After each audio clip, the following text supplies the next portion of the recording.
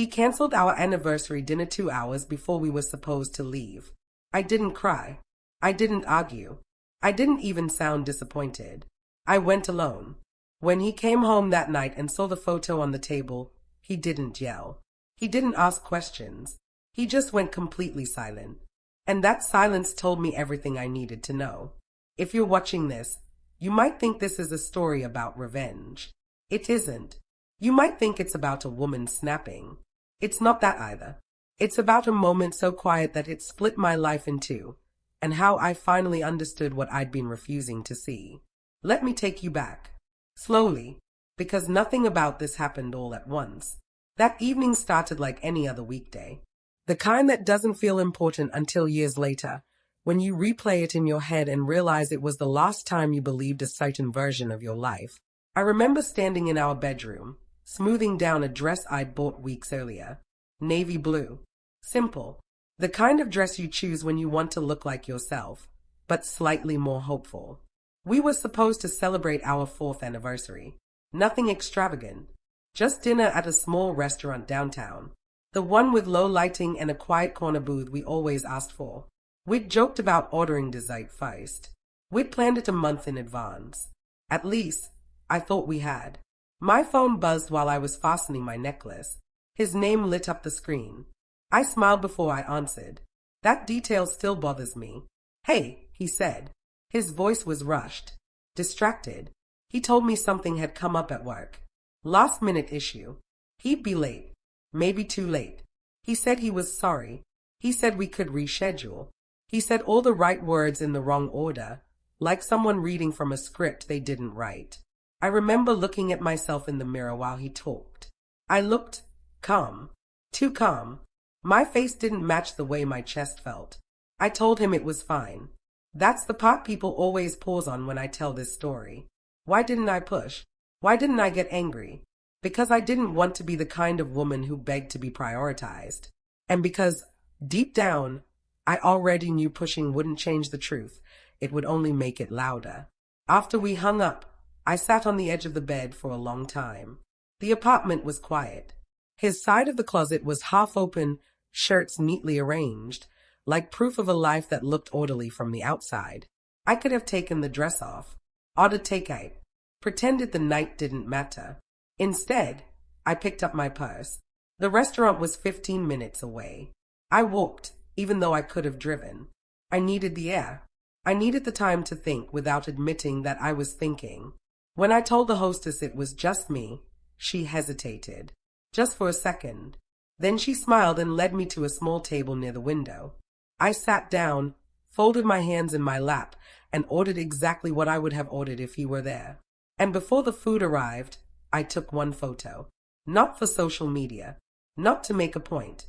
Just for myself. I didn't know yet what it would cost him to see it. I only knew that by the end of that night, something between us would finally be named. And if you stay with me, you'll understand why that silence, the one that followed, was louder than any confession could have been. Before that night, I believed my marriage was ordinary in the best possible way. Not perfect. Not cinematic. Just steady. We met in our early 20s, when everything still felt like it could go either way. He was calm where I was decisive. Practical where I was emotional. We fit together like two people who didn't need fireworks to feel secure. At least, that's what I told myself. Our apartment reflected that kind of life. Neutral colors, clean counters, a couch we argued about for exactly one afternoon and then kept for years. Mornings were predictable, coffee, keys, a quick kiss by the door. Evenings were quiet. Sometimes we cooked together. Sometimes we ate in silence, not uncomfortable silence, just the kind that comes when you've memorized each other's presence. I thought that meant intimacy. Looking back, I realize I confused consistency with closeness. But at the time, I felt safe. And safety can be intoxicating when you've spent your life preparing for instability. I grew up learning to read rooms, to adapt quickly, to become low maintenance so I wouldn't be left behind. When I married him, I thought I was finally done surviving. I thought I could rest. He never raised his voice, never disappeared for days, never gave me obvious reasons to worry. He showed up when it counted, birthdays, holidays, family events. He remembered my coffee order. He knew how I liked my pillow arranged at night. These things felt like proof.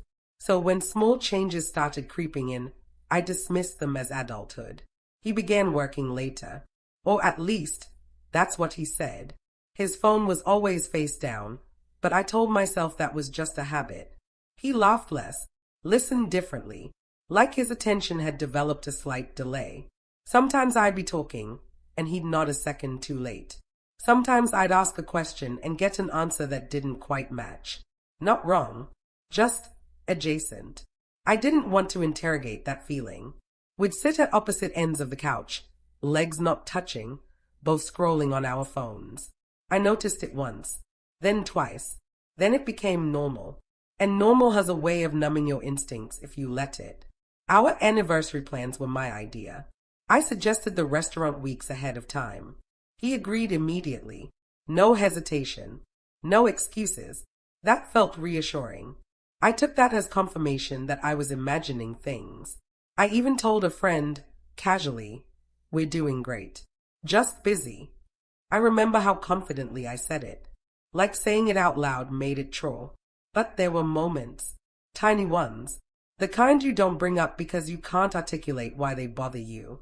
Like the night I reached for his hand in bed and he shifted away, pretending to be asleep. Or the way he'd sigh when I asked about his day, as if conversation itself had become a chore. Or how he stopped asking about mine altogether. Still, I stayed quiet. Because relationships aren't supposed to be dramatic, right? Because everyone says marriage goes through phases. Because I didn't want to be the woman who creates problems where there aren't any. The truth is, I was afraid of what I might find if I looked too closely. And now let me ask you something before I go further. Have you ever had that gut feeling that something was off, but you ignored it because you didn't want to believe it? Tell me in the comments. I want to know I'm not alone in this. The day of our anniversary, I cleaned the apartment without being asked.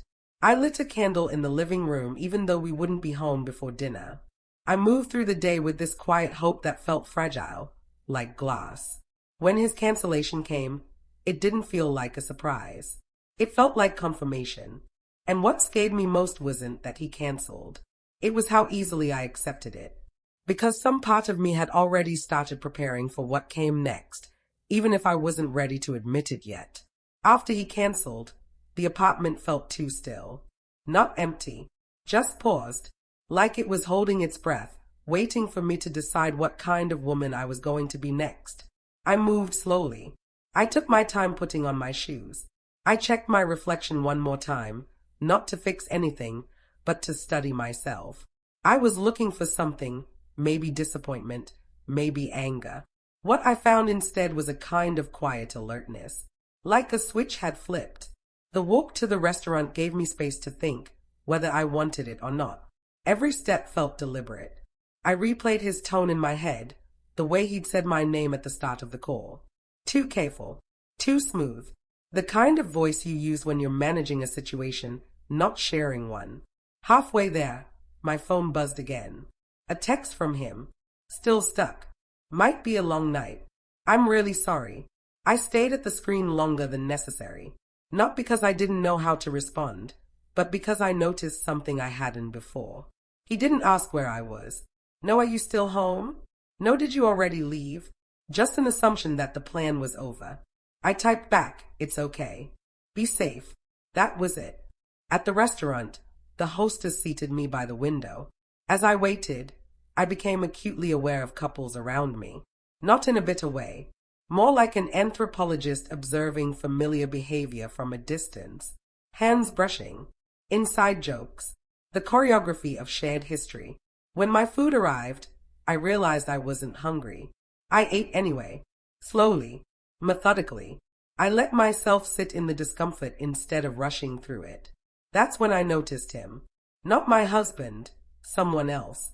A man seated 2 tables away, laughing softly at something on his phone. He looked up briefly, our eyes met, and he gave me a polite smile. I smiled back, reflexively, and then I felt it. Guilt. Not because I'd done anything wrong, but because my body reacted to being seen. That startled me. I'd forgotten what that felt like. I looked down at my plate, suddenly aware of how long it had been since my own husband had looked at me like he was curious, like he was present. The realization wasn't explosive. It was heavy. It settled in my chest and stayed there. I took out my phone and opened the camera. The table looked the same as it would have if he were there. Candle, wine glass, place setting across from me left untouched. I framed the shot carefully. Nothing dramatic. Just the truth. Click. I stayed at the photo for a moment. There was nothing incriminating about it. Nothing obvious. And yet, it felt like evidence. Of what? I didn't know yet. I paid the bill and walked home under streetlights that suddenly felt harsher than before. When I reached the apartment, I placed the photo face up on the entry table. Not hidden, not highlighted, just there. I didn't text him to explain. I didn't post it anywhere. I didn't leave a note. That was the first real choice I made. Later that night, I lay in bed listening to the clock. When he finally came home, I didn't pretend to be asleep. I heard his keys, his shoes, the pause, a long pause. He didn't come into the bedroom right away. And in that silence, stretched thin between us, I felt it. The shift. Something had been seen. Something unspoken had been acknowledged. And whatever was happening in his other life, it had just brushed up against mine. So pause for a second. What would you have done in my position? Would you have confronted him right then, or waited and watched? Drop your answer below. I really want to know. He didn't mention the photo that night. That was the first thing that broke me. He came into the bedroom quietly, changed out of his clothes, slid into bed beside me like it was any other night. He didn't kiss my cheek, didn't say goodnight, just turned his back and went still. I lay there, staring at the ceiling, listening to the space between our breaths. If the photo had meant nothing, he would have laughed, asked why I went alone, made a joke to soften the guilt. If it had confused him, he would have asked questions. But silence? Silence meant recognition. The next morning, he was overly normal, cheerful, even. He made coffee, asked if I slept well, told me he'd had a long night and apologized again for missing dinner. Still no mention of the photo. I watched him carefully, like I was seeing him through glass for the first time. His movements were efficient, controlled. He wasn't relaxed. He was contained. Every gesture felt measured, like he was avoiding something fragile on the floor between us. After he left for work, I stood alone in the kitchen holding my mug, and I finally admitted it to myself. There was something he didn't want to say out loud. I didn't confront him that day, or the next. I waited. Waiting doesn't mean doing nothing. It means observing without reacting. And once I started looking, the evidence didn't rush at me. It revealed itself quietly, piece by piece. A receipt in his jacket pocket from a restaurant I'd never heard of. Not expensive, intimate. The kind of place you go to talk, not impress. A name I didn't recognize lighting up his phone late at night. He didn't hide it, which almost made it worse. He trusted me not to ask. And then there was the schedule. He started working late on the same nights every week. Same days. Same vague explanations. If I asked what the project was, he'd answer, but without details, as if he'd rehearsed just enough to sound convincing. I stopped asking follow-up questions. That's when I found the email. I wasn't snooping. I need to be clear about that, because intent matters. His laptop was open on the dining table. An email preview popped up on the screen when I walked by. Last night felt real. That was all I saw. But it was enough. I sat down slowly, like my legs had forgotten how to hold me. My heart didn't race. It dropped, straight down, like an elevator cable snapping. I opened the email. No names, no explicit language, just familiarity, inside jokes, references to moments I wasn't part of, a closeness that didn't belong to me anymore. There was no ambiguity. This wasn't emotional confusion. This wasn't a rough patch. This was a parallel life. I remember whispering, "Oh," out loud, not in shock, but in understanding. Like a final puzzle piece clicking into place. I need you to understand, this wasn't just betrayal. This was my whole life collapsing. Have you ever been blindsided like this? If you've been there, share your story below. We heal better together. I closed the laptop and sat there for a long time. The room felt unfamiliar, like I'd stepped into a replica of my own home. Everything looked the same. Everything felt different. When he came home that evening, I watched him talk. Watched the ease with which he lied by omission. Watched how natural it had become. And something inside me went quiet. Not numb. Focused. The lowest point isn't always tased on the floor or screaming matches. Sometimes it's the moment you realize the person you trusted most has been choosing someone else. Calmly, consistently, while you were busy protecting the relationship alone. That night, lying beside him, I didn't feel heartbreak. I felt clarity. And clarity, I would learn, is far more dangerous than anger. Clarity doesn't arrive like a thunderclap. It settles. The days after I read that email were eerily quiet inside my head. The panic I expected never came. No racing thoughts. No dramatic urge to confront him or fall apart. Instead, there was a clean line drawn somewhere deep in me between what I would tolerate and what I wouldn't. I crossed it without announcing it. I stopped trying. Not in the obvious ways. I still cooked dinner. Still answered his questions. Still smiled at the appropriate moments. But emotionally, I stepped back. I stopped volunteering information. Stopped reaching for him in bed. Stopped filling in the silences he created. And in that space, I started planning. Not revenge. Not exposure. Planning my exit from the version of myself that waited to be chosen. I opened a new savings account in my own name and transferred small amounts at a time. Nothing noticeable. Just enough to remind myself I had options. I gathered documents quietly, passport, birth certificate, insurance papers. I took photos of them and stored them somewhere safe. Each small act gave me a little more oxygen. At night, I replayed our years together with a new lens. I saw how often I'd adjusted myself to keep the peace. How often I'd accepted less because it came wrapped in familiarity. I didn't hate him for it. That surprised me. I was disappointed. In him. In myself. In how easily love can become maintenance if you're not paying attention. He sensed the shift.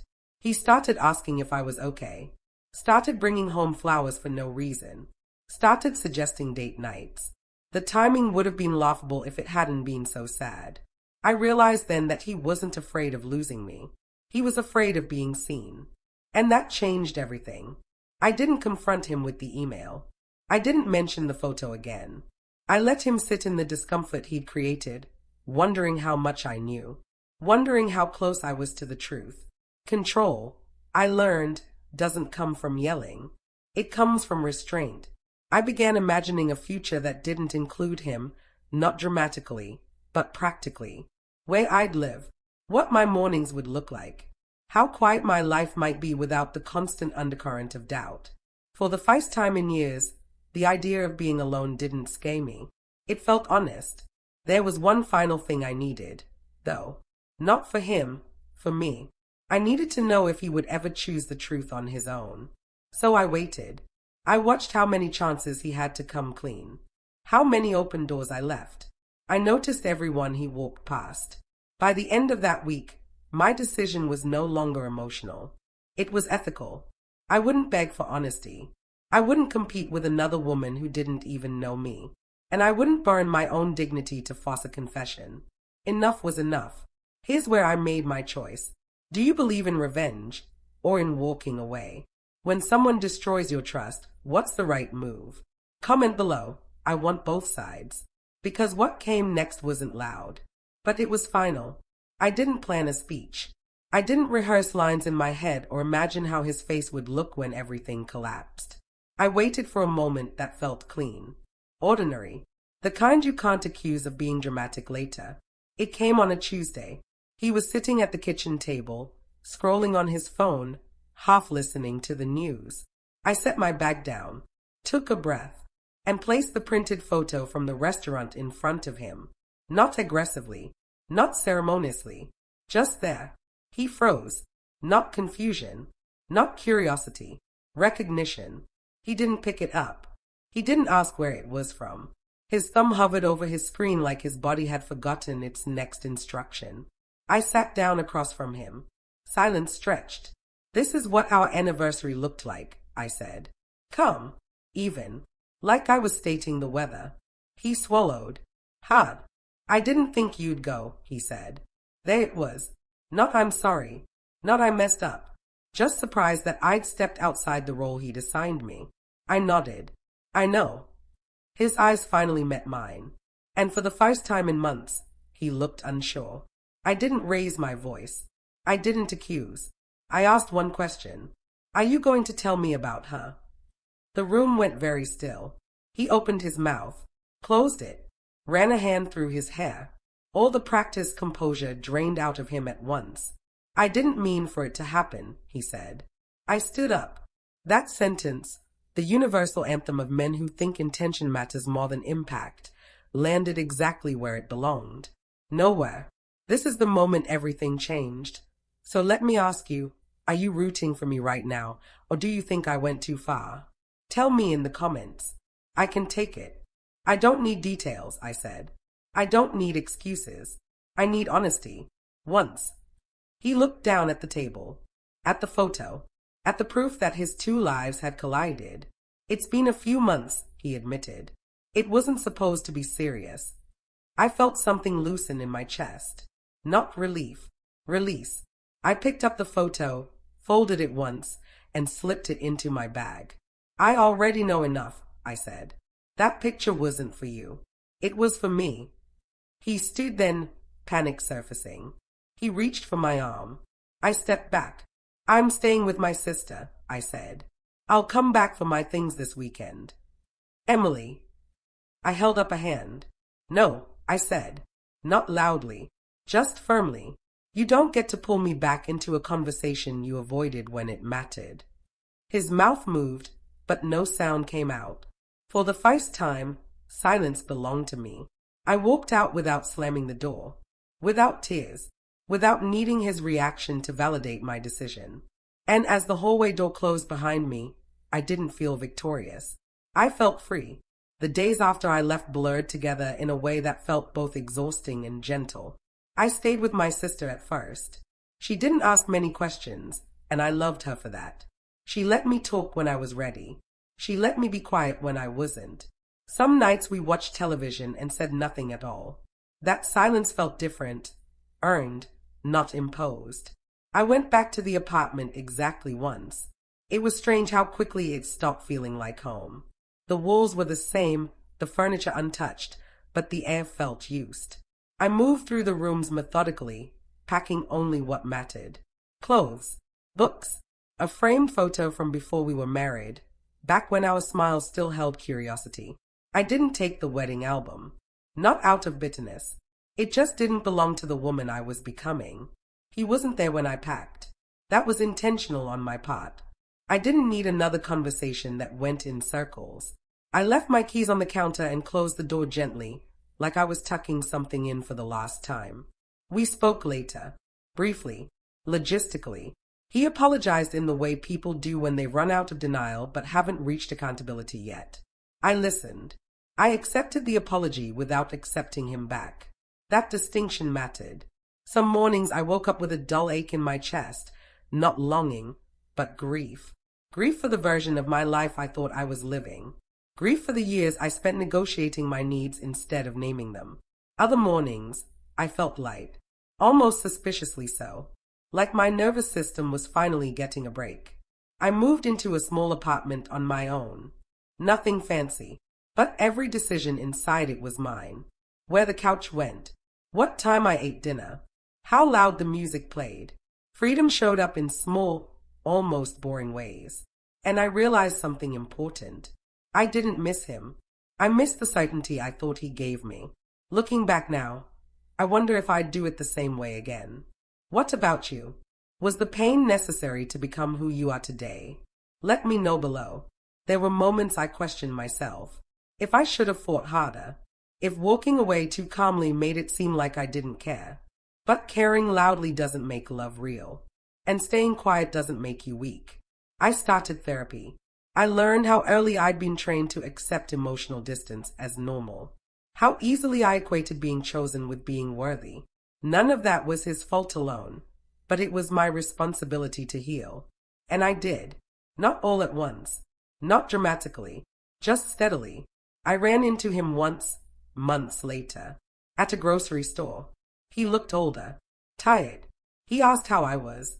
I told him the truth. I'm good. Because I was. I walked out into the parking lot, groceries in hand, sunlight on my face, and realized something that made me smile.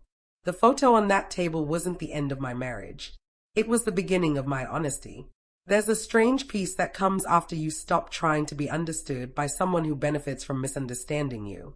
For a long time, I thought strength looked like patience, like compromise, like being the one who stayed calm while things slowly eroded. I thought if I loved harder, listened better, asked less, things would eventually settle back into place. But love doesn't reward endurance when honesty is missing. What I learned, the hard way, is that betrayal doesn't always arrive with drama. Sometimes it shows up quietly, in cancellations, in unanswered questions, in the way someone stops being curious about your inner life. And sometimes the bravest thing you can do is stop asking for explanations you already have. That night at the restaurant, the photo wasn't a trap. It wasn't a test. It was a mirror. It showed me exactly where I stood, alone, composed, still worthy of showing up for myself even when the person who promised to do so didn't. If you're listening to this and something in your life feels slightly off, I want you to hear this clearly. Your intuition doesn't need proof to be valid. It only needs your permission to speak. So here's my final question. Is it better to forgive and move on, or to make sure they understand exactly what they lost? There's no wrong answer. Drop it in the comments, because healing doesn't look the same on everyone. Sometimes it's quiet. Sometimes it's firm. Sometimes it's just the decision to stop abandoning yourself. So that's my story, folks. If it resonated with you, go ahead and hit that like button, subscribe to the channel, and tell me in the comments where you're listening from. I want to know how far Emily Parker's voice travels. The moral is simple. The moment you choose yourself without cruelty, without noise, and without apology, you don't lose love. You reclaim it.